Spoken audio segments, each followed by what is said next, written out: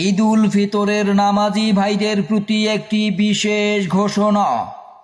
এত দ্বারা পবিত্র মাহে রমজান জুড়ে 30টি রোজা শেষ হয়ে যাচ্ছে।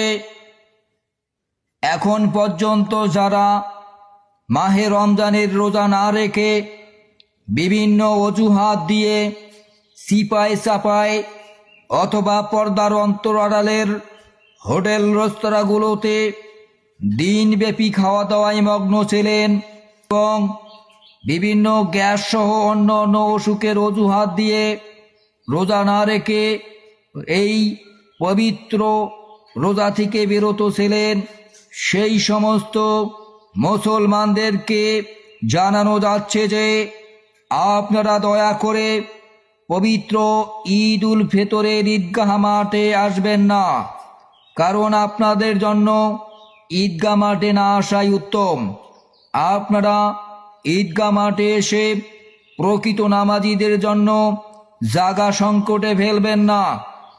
আরেকটি কথা, আরও যদি কেউ সুদারু ঘুষারু কেউ থেকে থাকেন, সুদের টাকা দিয়ে গোস্ত পোলাও খেয়ে রোজা থেকে থাকেন, সেই সমস্ত মানুষদের প্রতি জানানো যাচ্ছে আপনাদের জন্য আজকের ঈদের নামাজ নয়।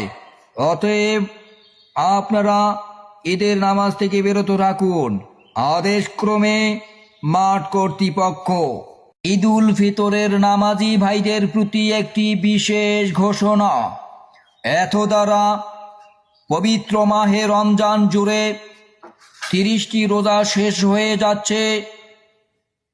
এখন পর্যন্ত যারা মাহে রমজানের রোজা না রেখে বিভিন্ন অজুহাত দিয়ে সিপাই চাপায় অথবা পর্দার অন্তরালের হোটেল রেস্তোরাঁগুলোতে দিনব্যাপী খাওয়া দাওয়ায় মগ্ন ছিলেন এবং বিভিন্ন গ্যাস সহ অন্য অন্য অসুখের অজুহাত দিয়ে রোজা না রেখে এই পবিত্র রোজা থেকে বিরত ছিলেন, সেই সমস্ত মুসলমানদেরকে জানানো যাচ্ছে যে আপনারা দয়া করে পবিত্র ঈদ উল ফিতরের ঈদগাহ মাঠে আসবেন না, কারণ আপনাদের জন্য ঈদগাহ মাঠে না আসাই উত্তম।